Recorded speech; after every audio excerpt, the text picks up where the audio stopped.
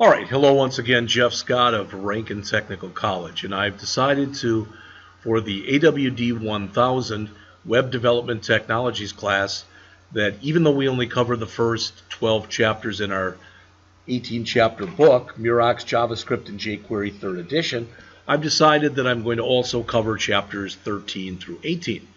So far I went through chapter 13, which was on how to work with numbers, strings, and dates, and I just finished chapter 14, which was on how to work with control structures, exceptions, and regular expressions, and now I'm up to chapter 15, which is browser objects, cookies, and web storage.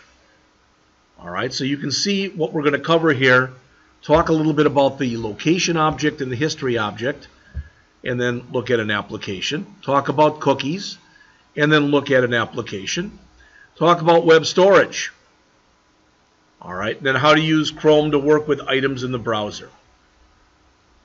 So, how to script browser objects. All right, and as it says here, the location object lets you work with the URL for a web page. It also lets you control the reloading of the current web page and the loading of new web pages. All right. The history object lets you work with pages that are stored in your browser's history. So it allows you to go forward and backwards in your search history, for lack of better words. All right. It says many frameworks for single-page applications or SPAs handle navigation and history for you. All right. So if we take a look here, we've got two different tables. And the first one talks about the location object. Now, I'm not going to read these to you, all right? But if you looked at the URL here, you could break it up. You could break it up into its different components. Quite often, one of the most important components is the search one, because that's the query string. So in other words, that's what appears after the question mark.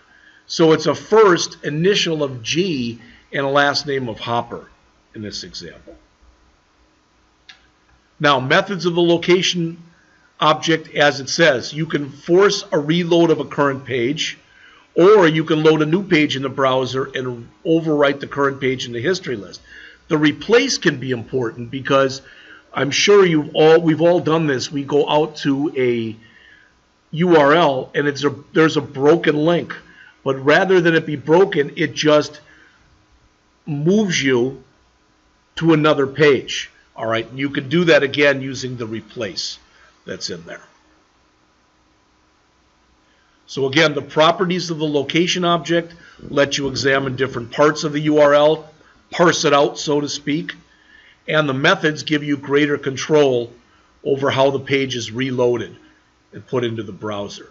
The history object, as mentioned, it represents the user's history of viewed pages. Because of privacy concerns, the amount of information you can get from there is limited. All right. Here's a property of the history object, certainly not the only ones. All right. And I will tell you, I just want to mention this to you again because I'm trying to do as good a job as I can of talking about a few things in here. And I've already mentioned the Hunlock site, but I'm not going to mention that now.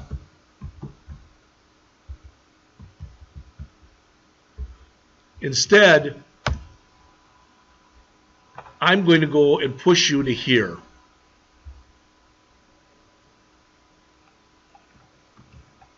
Again, as I'm thinking of these things when I go over them, that's what I'm doing.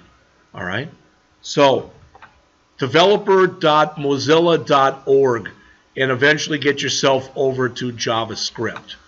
This is the Mozilla site. Mozilla, years and years and years and years ago, back in the 80s or whenever it was, you had two different browsers. All right, you had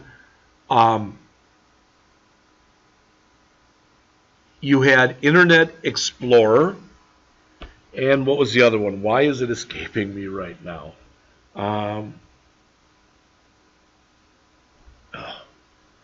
Now it's going to bother me. So, browser wars. That's it. Netscape Navigator. All right, and that's what Mozilla used to refer to. All right.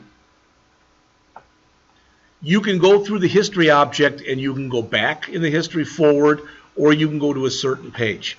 But again, as mentioned, because of privacy concerns and some other things, you may or may not be able to always go to where you want to go. All right.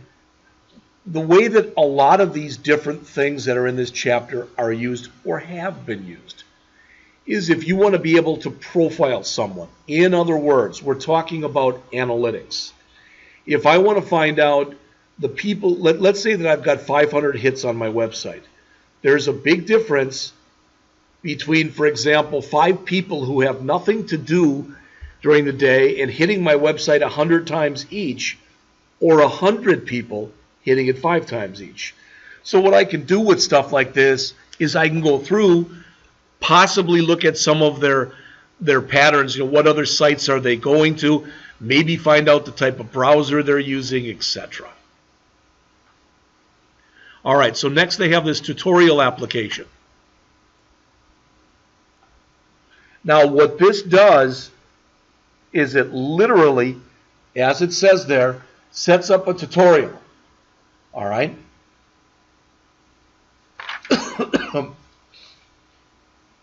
That's the user interface that's in there. So the idea is you go through here, welcome to our site, you click tutorial, you go through page 1, you click this, you go to page 2, you click this, you go to page 2, etc. Not the way most websites are set up. Most websites are not set up in a lockstep format that you go to this page and then to this page and then to this page. Most websites are set up so that you can go to whatever page you want to go to whenever you want to go there. But this is an example of what can be used. So here's all the HTML for each page. And then next they have the JavaScript.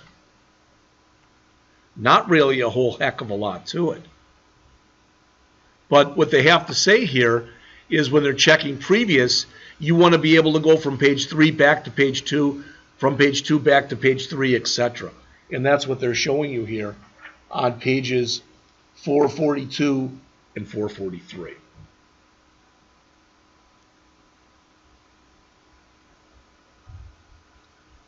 All right, the next thing that's discussed in here are cookies. Cookies, for lack of better words, what cookies represent are information that's written from a web server to your local machine. And first of all, cookies are not evil, even though you can see articles online that say they are. They are text files. They're not executable files. Most machines have a limit to the number of cookies they'll allow you to have. And most cookies can only be like 4K. That's 4,000 bytes in length. All right. Now, advertisers sometimes use cookies to track websites you visited, called third-party cookies. Maybe you've done this, you've gone out to Amazon and bought a lot of different things. For instance, with me, when I go out to Amazon, I a lot of times go out there and look at books. So if I go out to Amazon.com, notice it's Hello Jeffrey, all right, and it's some of the stuff I've been looking at. So for instance, I recently viewed that.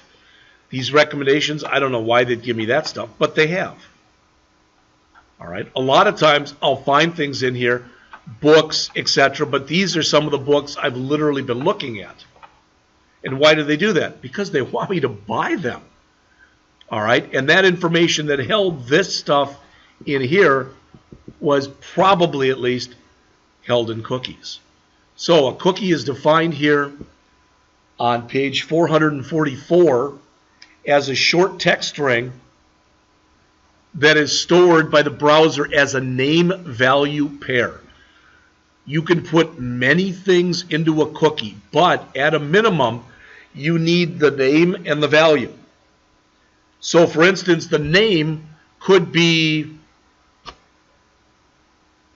favorite programming language, which would be silly, and the value could be JavaScript.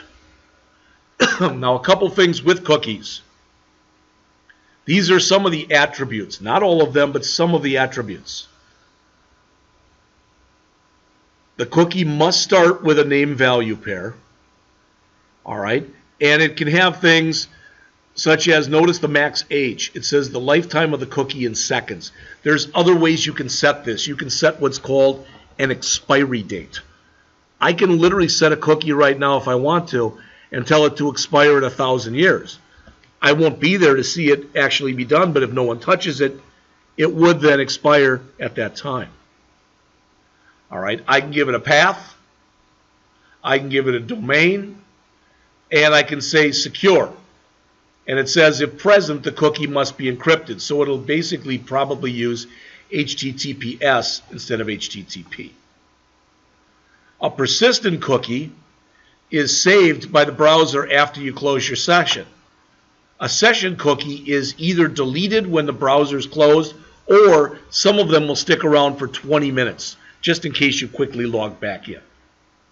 All right. As it says, JavaScript can be used to create, read, and delete cookies. So as far as creating a cookie, on pages 446 and 447, to work with cookies, JavaScript provides a special object called the document.cookie object.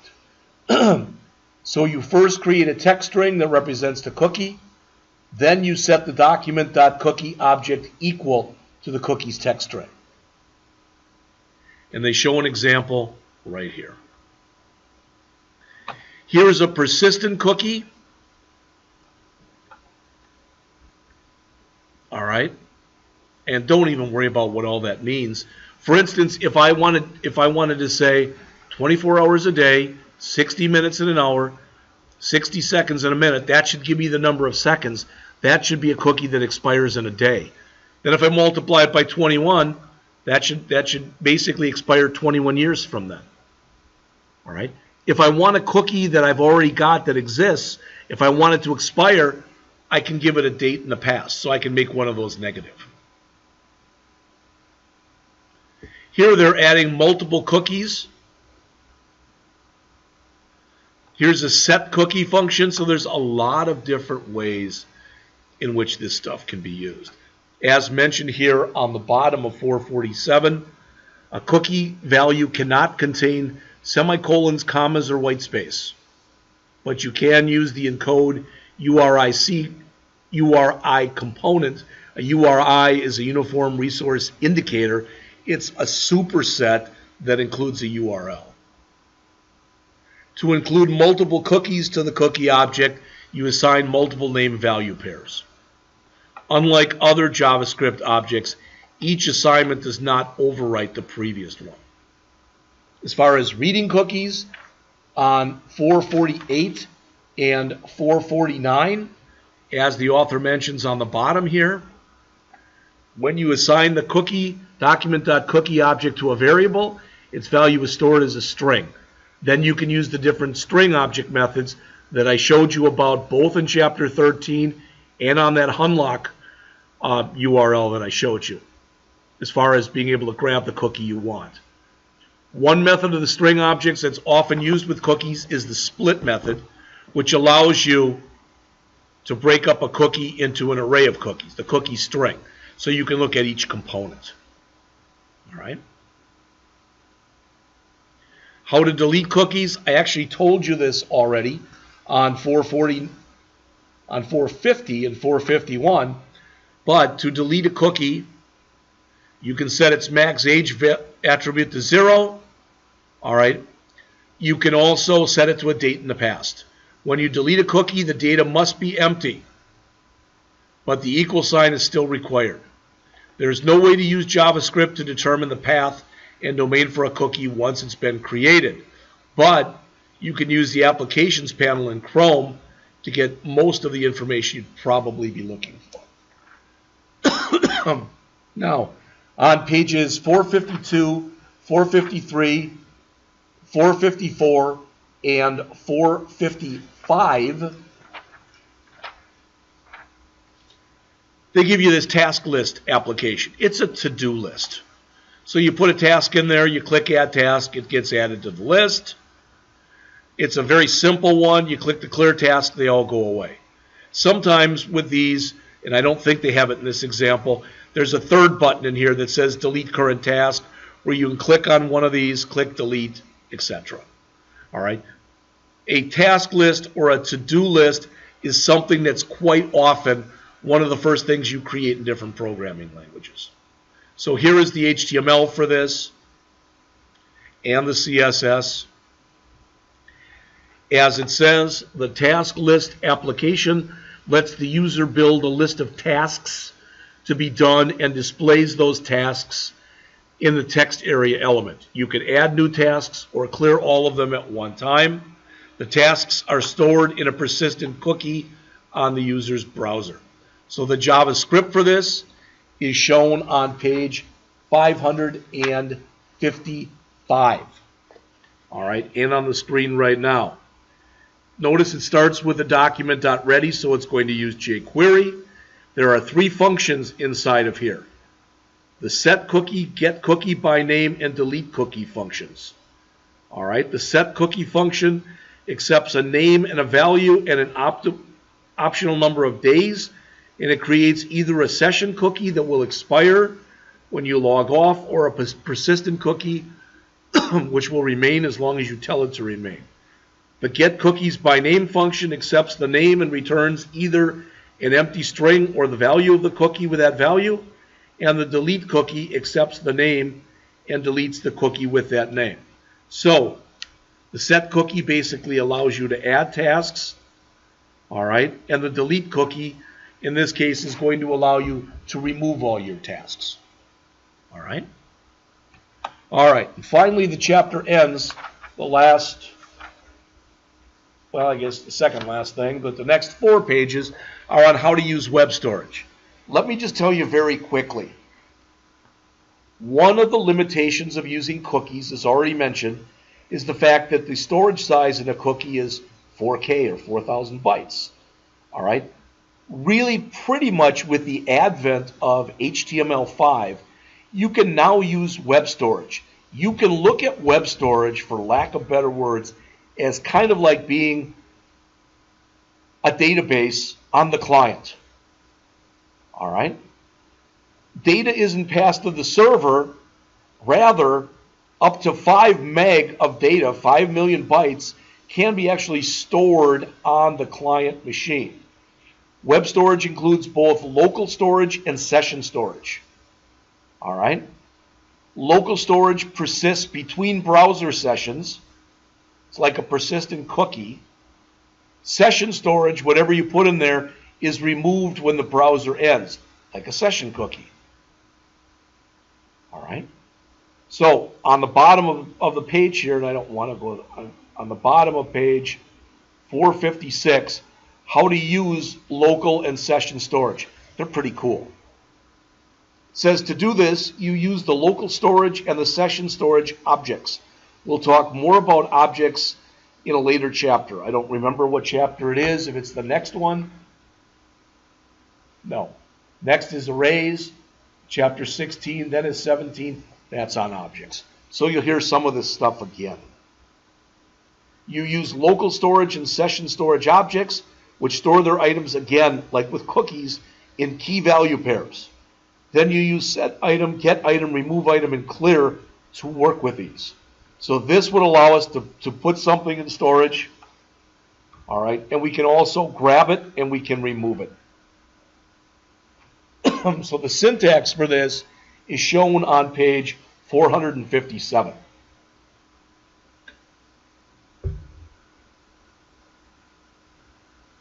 Then they show halfway down here JavaScript that uses local and session storage for hit counters. You probably have seen this. All right. Now that's a hit counter that's for this session, so it's a session counter. But you could set one up. You probably have seen this on websites before where they have hits. So like you are the 3048th visitor to visit this website type of an idea. So as mentioned here on the bottom of page 457, web storage lets the web page use JavaScript to store data in key value pairs. It is supported by virtually every modern browser. So, i.e., probably 8 and above, and virtually every other browser that's out there. Local storage is retained indefinitely. Session storage is lost when the user ends the session. Notice, unlike cookies, web storage is meant to be accessed by JavaScript, not by server-side code. This means that web storage is not passed to the server. All right, you can store more data in web storage than cookies. The HTML5 spec recommends a storage limit of 5 meg. We talked about the difference between persistent local storage and non-persistent session storage. All right, so they go back and they look at the task application again here, and they do it again, but they use session storage. And the idea is when they do this, your task list won't go away once you log out, which is kind of nice when you think about it.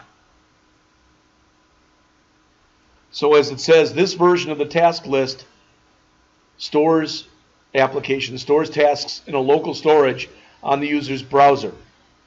The HTML is the same as the other one, so it's just the JavaScript. Not only is it just the JavaScript, but you use most of the same JavaScript, except we're using local storage now, as shown there in yellow. All right? And now this is the last thing that's discussed in here. How to use Chrome to work with items in the browser. All right? So notice how to view and delete cookies. And as the author mentions in here, sorry about that,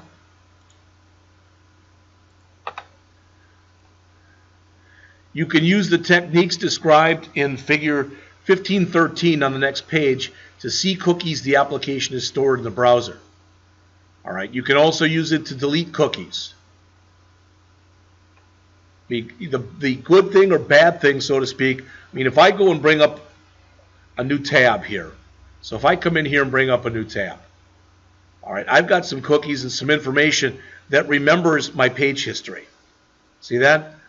And if I go and clear my cookies, this goes away. It'll, for lack of better words, be recreated as I go back to those pages, all right? But you really should get used to clearing your history at least once in a while, all right? Many people do it on a very regular basis. For Chrome, you can come over to here and click the 3 dots and go down to, where are we?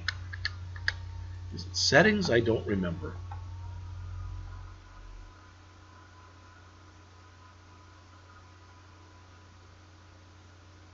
Well, let's let the internet find it for us. How to delete cookies in Chrome. All right. Go to the menu icon, Settings, Show Advanced Settings, Privacy. Settings, Show Advanced Settings. All right, Privacy. So somewhere in here, what did it say next after that? Click Content Settings buttons and find the cookies. Oops, that was nice.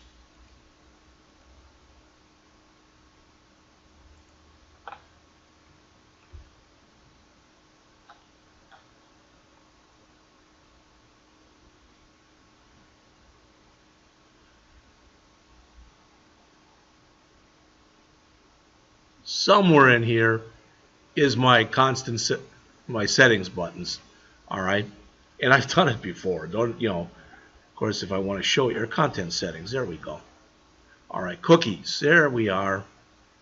All right, so block, clear on exit, allow, see all cookies and data, so I can come over here and it'll show me all my cookies. And you'll probably notice I probably haven't done this in a while, so I've got more than I really should have.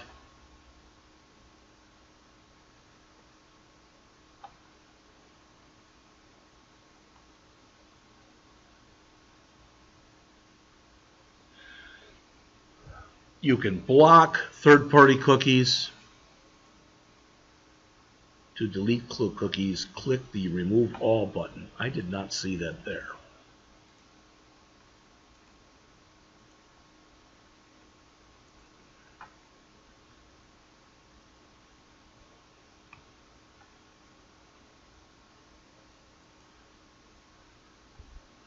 remove all, clear site data, clear all.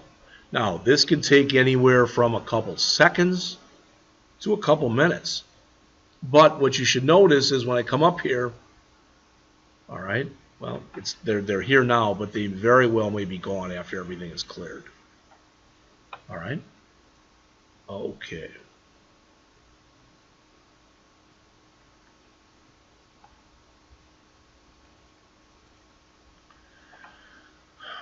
How to view, edit, and delete items in web storage. Says, again, you can use the techniques in Figure 1513 to do that. So if you look, there's cookies for an application in the application panel. And what does that mean? That means that I can click F12 and go into my application panel. All right, so I should be able to come up in here, hit F12, and there's my application panel right there. All right.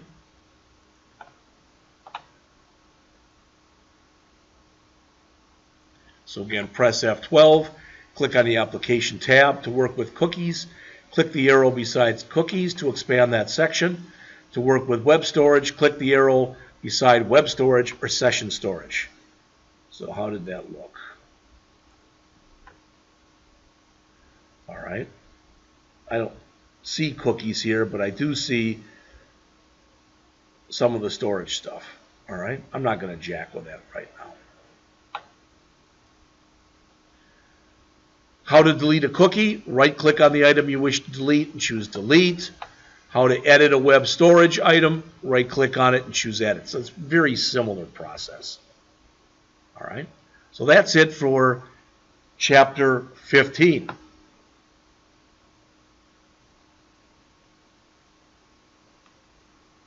Again, if you look down on the bottom of the page here, remember that location object, as mentioned there, allows you to examine different parts of the URL. We took a very quick look at that. We looked at the history object, which holds a history of the pages you visited, and it can allow you to move back and forth in there.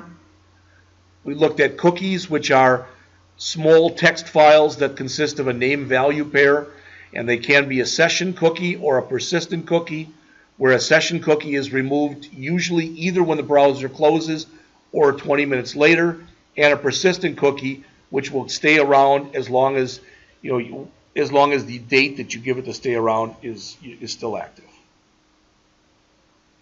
Cookies are passed between the browser and the server on HTTP requests and responses. Again, they can be created, read, and deleted with JavaScript. Web storage is another way to store data. Unlike cookies, which are 4K each, web storage is kind of like a mini database that will hold up to 5 meg. Also, unlike cookies, these items are not passed between the browser and the server. Web storage, like cookies, comes in two flavors. Local storage, which is like a persistent cookie that remains indefinitely, and session storage, which is more like a session cookie, which typically is lost when the browser session ends. Finally, we took a very quick look, sorry it was abbreviated, but at using the Chrome developer tools to view and delete cookies and items in local and session storage. That's all I'm going to run through today. On Monday, I'm going to go through Chapter 16, which is on how to work with arrays. All right. I may do these Monday, Tuesday, and Wednesday. I may do a couple on Monday and the last one on Tuesday. So I've got 3 of the 6 chapters at the end of our book done. Chapter 13 on numbers, strings, and dates. Chapter 14, all right, Chapter 14, which was on control structures, exceptions, and regular expressions. And now we just finished Chapter 15, which were on browser objects, cookies, and web storage. The next chapter, again, will be on the use of arrays. And I probably, if I forget to do it, and hopefully I won't, but I will go back and again go to my Hunlock site that we've got there and look at JavaScript arrays. An excellent place for you to start because it goes over all of the major, how to create an array, how to initialize an array, multi-dimension arrays, how arrays are passed by reference. All right. Array.length. JavaScript does not support associative arrays. That's not true. They do. And finally, this array methods reference about a third of the way down. Those are some of the many of the most often methods that you would use with arrays. All right. So I'll be back with that in a little, on Monday.